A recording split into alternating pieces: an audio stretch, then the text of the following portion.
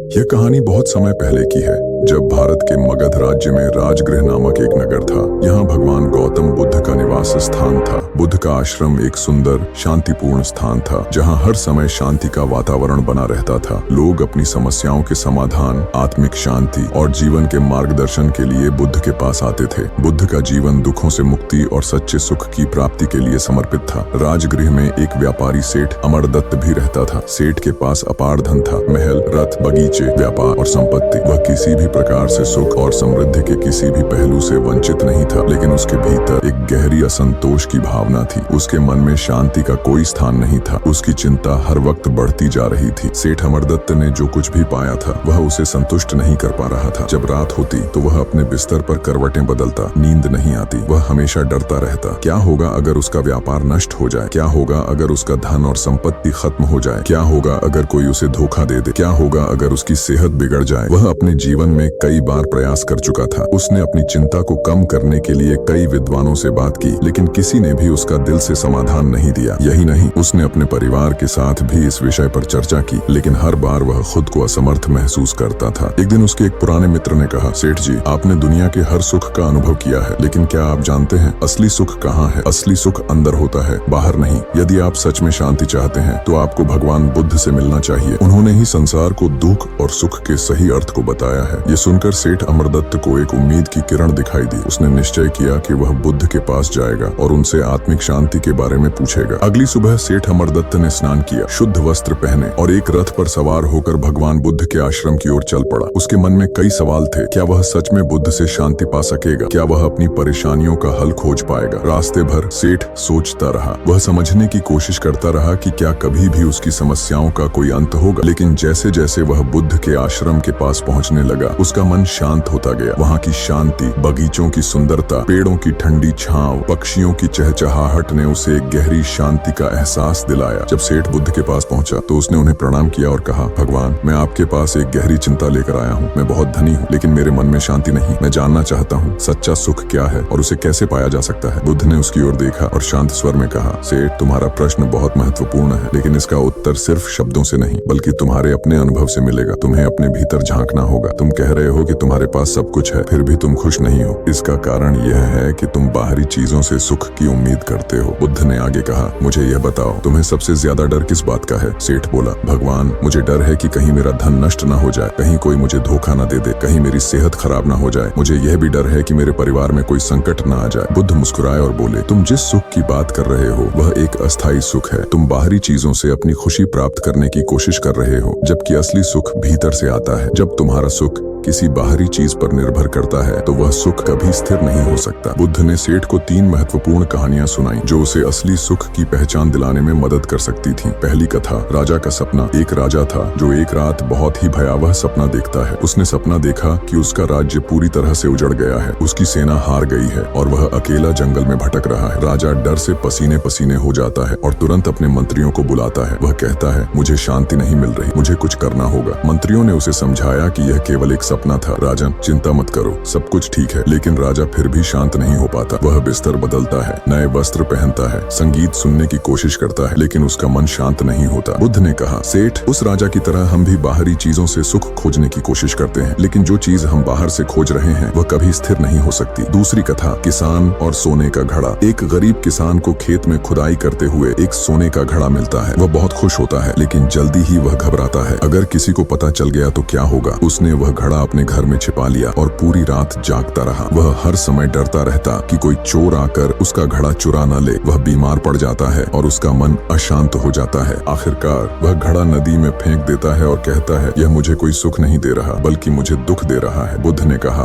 क्या तुम्हारा धन कभी तुम्हें ऐसा महसूस नहीं कराता? क्या तुम भी कभी निश्चिंत होकर चैन से नहीं जीते? तीसरी कथा, निर्धन भिक्षु की संपत्ति। एक साधारण भिक्षु था जिसके पास केवल एक वस्त्र और एक भिक्षा पात्र था, लेकिन वह दिन भर ध्यान सम्मान करता और मुस्कुराते हुए सभी से प्रेम से बात करता। किसी ने पूछा, तुम्हारे पास कुछ नहीं है, फिर भी तुम इतने खुश कैसे हो? भिक्षु ने उत्तर दिया, क्योंकि मेरा सुख मेरे भीतर है, बाहर कुछ भी हो मेरा मन शांति से भरा रहता है। बुद्ध ने कहा, सेठ, यही सच्चा सुख है। जो सुख हमारे भीतर होता है वह स्थिर और सशक्त होता है, बाहरी चीजों से नहीं। सेठ ने कहा, भगवान, अब मुझे समझ में आ रहा है कि मेरा सुख अस्थायी चीजों पर निर्भर था, लेकिन मैं अपने परिवार और व्यापार को छोड़ नहीं सकता। मुझे तो जिम्मेदारियां निभानी है। बुद्ध मुस्कुराए और बोले, मैंने यह नहीं कहा कि तुम सब कुछ छोड़ दो। तुम जीवन में रहो, अपने कर्तव्यों को निभाओ, लेकिन मोह से मुक्त रहो। तुम्हें अपनी संपत्ति से मोह नहीं करना चाहिए। अपने कर्तव्यों को निभाओ, लेकिन उनसे बंधे मत रहो। जैसे कमल का फूल कीचड़ में रहकर भी उस पर कीचड़ का असर नहीं होने देता, वैसे ही तुम्हें भी संसार में रहकर उससे मुक्त रहना होगा। सेठ ने अपनी आंखों से आंसू पोंछते हुए कहा, भगवान, आपने मेरी आंखें खोल दी। अब मैं धन और संपत्ति का मोह नहीं करूंगा। मैं सच्चे सुख की तलाश करूंगा। मैं दान करूंगा, सरल जीवन जीने का प्रयास करूंगा और अपने मन को साधूंगा। कुछ महीनों के भीतर सेठ का जीवन पूरी तरह से बदल गया। उसने ध्यान करना शुरू किया, दान देना शुरू किया और दूसरों के साथ प्रेम पूर्वक व्यवहार करने लगा।